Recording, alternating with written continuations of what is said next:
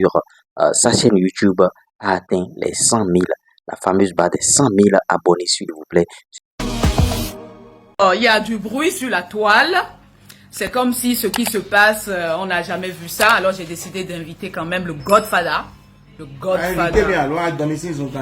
Bon, les deux, ça va de pair, hein. Alors, moi j'ai une question à te poser. On n'a pas eu à parler de ça sur le plateau parce qu'on n'a pas eu le temps. Est-ce que ce qui se passe aujourd'hui là, on a déjà vu ça, non? On a vu pire que ça. Dis-leur. Même des bagarres et tout, mais ça s'arrangeait toujours. On arrivait à se comprendre. Et comme je l'ai dit, il faut qu'il y ait un modèle économique autour. On peut se clasher, on peut tout se dire, mais on peut se retrouver quand même pour faire le business. Parce que dans tout ça là, si le business n'est pas bon, il faut que mener fort avant d'aller quoi. C'était beaucoup plus même sauvage. Hein. C'était sauvage ce qui se passait. Hein. Comme je le disais, ce n'était pas la rue de Facebook, mais c'était vraiment la rue où des quartiers étaient interdits à certains rappeurs. Mais aujourd'hui, maintenant, je pense que nous avons avancé, nous avons évolué. C'est un autonomie pour mener les cours. Donc, mais maintenant, qu'est-ce qu'on peut faire? Qu'est-ce qu'on peut faire pour que ce mouvement, en moins d'une semaine, on a prouvé que en Afrique de l'Ouest, nos rappeurs sont les meilleurs. C'est ça. Je le dis, nos jeunes frères ont vraiment taffé. Et tous ceux qui ont eu à faire ce clash ont quelque chose de plus que ceux que nous idolâtrons. Donc, il faut quand même qu'on puisse faire quelque chose. Et que s'il y a, comme je l'ai dit, s'il y a des annonceurs, il y a des sponsors qui puissent se positionner pour que quelque chose soit fait. Ce n'est pas normal que tous ces talents soient gaspillés. On s'en fout que quelqu'un a dit un mot de trop à quelqu'un, il y a ça là. Nous ne sommes pas des femmes dans le hip-hop, on doit pouvoir s'assumer. Et quoique la seule femme qui a fait le clash, elle a pu tirer son épingle du jeu. Donc il faut qu'on aille de l'avant et que le modèle économique soit défini. C'est ça. Bonne fois pour de bon. C'est ça. Hein? Est-ce que vous connaissez H2O? Hein? Est-ce que vous connaissez Sapata Boy? Clash, ouais, opposition, c'est vrai. Hein? Oh, arrêtez-moi ça. Arrêtez-moi ça. Sinon, hein? Alors, Godfather? Oui. Ça continue le mouvement? On doit continuer. Tout à l'heure, on a clashé le quoi. Il y en a des on les voit. Stéphanie, je ne voyais pas du tout Vano dans ce truc-là. Parce que c'est quand même quelqu'un qui s'exprime très bien. Très bien. C'est quand même quelqu'un qui arrive à composer des tubes, des hits. Et je ne le voyais vraiment pas dans ce truc. J'aurais cité d'autres artistes, tu vois. Mais lui, franchement, cette partie-là, c'était pas... En fait, ce son numéro 1, c'est une balle perdue pour tout le monde. Pour tout le monde. Pour tout le monde. Et il y a même des phrases, en fait, qui n'ont rapport à personne. Mais je sais que si je dis ça, il y a forcément quelqu'un qui va se sentir et qui va vouloir... Crispa, t'es sûr que tu es en train de dire la vérité? Non, je te dis la vérité. Oh, Crispa. Non, il a déjà dans dit l'esprit radical, hein, ce que tu es en train de dire là. J'ai comme l'impression que tu es en train de généraliser le mouvement. Non, mais c'est vrai. Alors que c'est pas un mouvement généralisé. Regarde, si c'est généralisé. Parce que regarde, je te donne un exemple simple. C'est qui l'artiste qui a été le plus clashé? Actuellement? Oui. Ah, je sais pas. On fait le point avec toi. Mais suis bien. C'est toi? Moi, par exemple, j'ai eu plus de 7 distracts contre moi. Ah bon? Ouais. D'accord. Il y a eu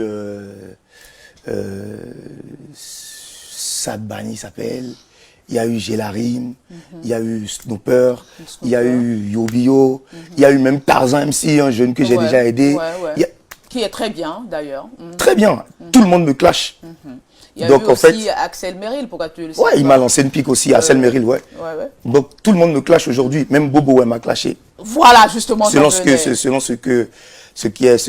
a été dit, ce que j'ai vu. Donc moi, en fait... Mais Bobo n'a jamais appelé ton nom. Hein. Non, il n'a pas appelé mon nom. Mais pourquoi tu t'es senti visé, en fait? D'autant plus que toi, tu as dit au prime abord que tu faisais... voilà. Oui, tu peux te sentir visé, c'est normal. Et tu as réagi même vivement sur Non, j'ai jamais réagi par rapport au clash de Bobo. Ah ouais? J'ai jamais réagi par rapport à aucun clash. Ah ouais? Tout ce que j'ai fait, c'est sortir de la musique quand on a envoyé de la musique contre moi et quand j'estime que l'adversaire est de taille. D'autant que les artistes béninois ont ignoré bien sûr le côté business de ce clash. Vous voyez, un clash ne s'arrête jamais. En Côte d'Ivoire, ça continue toujours. Didibé Imra, Didibé Imra, Didibé Imra. Et les artistes même se prêtent bien sûr au jeu parce qu'ils savent que derrière le clash, il y a un réel business, il y a de l'argent, il y a de dialogue qui se fait. Le clash qui a eu lieu a profité véritablement à qui? Ce clash a profité à une seule personne, Crispa, le dans Romain Boy. Parce que après, bien sûr, ce clash, il a été invité par des plateaux de télé, tout ça là, c'est la visibilité, c'est la communication autour. Vous voyez, il a été invité. Et ses nombres d'abonnés sur sa chaîne YouTube a atteint les 100 000, la fameuse barre des 100 000 abonnés, s'il vous plaît, sur YouTube. Ça veut dire qu'il va prendre bien sûr le trophée en argent, le trophée YouTube en argent. 100 000 abonnés sur sa chaîne YouTube, c'est pas n'importe qui.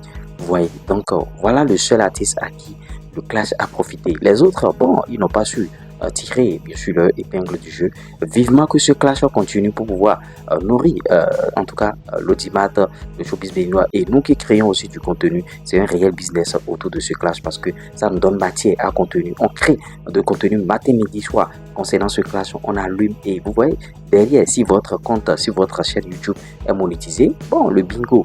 Maintenant, si vous voulez créer des chaînes YouTube monétisées, je vous crée bien sûr cette chaîne plus 229 01 53 63 87 30. Ou bien si vous avez des TikTok monétisés, ce Clash va vous profiter. Maintenant, si vous n'avez pas un canal qui est monétisé, vous êtes là. Beaucoup d'artistes béninois ont leur chaîne YouTube qui n'est pas monétisée parce qu'ils ont mis leur chaîne en distribution. Peut-être chez un distributeur, tout ça là, c'est la cacophonie, c'est tout ce que vous voulez. Bon, en tout cas, voilà un peu celui à qui le Clash profite. Si je prends les autres artistes intrinsèquement, bon, si je prends Vano Baby, est-ce que le Clash doit profiter? Non, non, au contraire, ça l'a rabaissé encore, ça a diminué un peu sa cote de popularité. Arcel Mairie, la grosse erreur commise, bien sûr, dans ce Clash, ça ne va pas encore profiter. Maintenant, les artistes qui n'ont pas joui, bien sûr, de ce Clash, ces artistes gagneraient, bien sûr, à trouver des stratégies, des stratagèmes pour que le Clash soit profitable. Mais certains ont déjà laissé, ils ont dit qu'ils ne sont plus dedans. Tout ça là, parce qu'ils ont vu que c'est pas leur dada, c'est pas leur monde, c'est pas leur game, tout ça là. Donc pour ceux qui restent, en tout cas ceux qui sont rappeurs, continuez pas à alimenter. Il faut qu'on ait deux têtes d'affiche comme en Côte d'Ivoire. En Côte d'Ivoire, on a Didi B et Imra. Et matin, midi, soir, les fans de Didi B et Imra se chamballent. Regardez le dernier clip, bien sûr, de Imra. Il a bien sûr mis un chien. Bon, il a fait figurer bien sûr un chien dans le clip. Et le chien portait au cou, bien sûr, bon, une ceinture floquée, bien sûr, Didi B. Il y a le nom de Didi B sur ça. Vous voyez, c'est autre chose là-bas. Ouais, et sans les clashs, le showbiz béninois ne peut pas se développer. Je vous ai toujours dit ça ici, matin, midi, soir, mais vous ne voulez pas m'écouter. En tout cas, moi j'ai fait ma part. Donnez vos avis en commentaire, on essaiera d'en débattre dans notre communauté. C'était moi, Duress premier, surdoué des finances du foot business et de l'industrie musicale. C'est pas l'homme, c'est Dieu qui travaille.